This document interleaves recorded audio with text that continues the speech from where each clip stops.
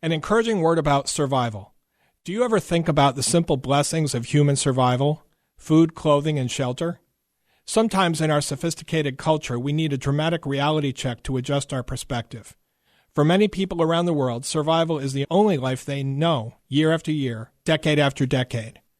For most of us in Connecticut, we have far more, but can take these blessings for granted.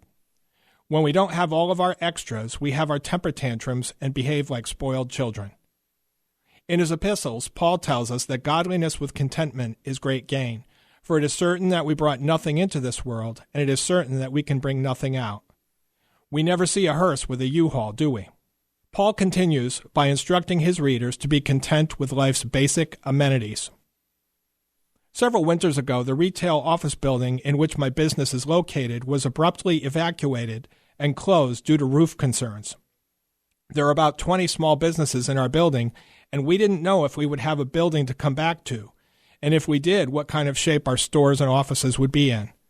For days, engineers and contractors were busy working inside and out to assess the situation and develop solutions. In the meantime, my business was basically in limbo for a week. In a way, this forced closure was a blessing in disguise. It forced me to slow down and spend much-needed time to address ice, snow, roof, and water leakage issues at my home.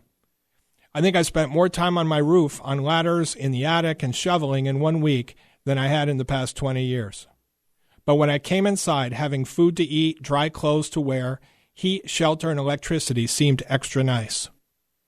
Another dimension of survival has to do with one's willingness and motivation to work.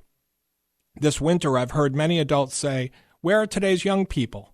When I was a teenager, I had to shovel the driveway, and I shoveled neighbors' driveways to make some extra spending money and help out." Today, more young people seem content to stay inside watching television, browsing the internet, playing video games, talking on the cell phone, and sending text messages than proactively helping other people and making some extra money. I've heard several people who deliver mail, packages, and newspapers lament that they put their safety in jeopardy while able-bodied adults stay inside, don't bother to shovel around their mailboxes and walkways, and then complain about late delivery. I've heard many people say, "I've had job offers, but I'd rather stay on unemployment."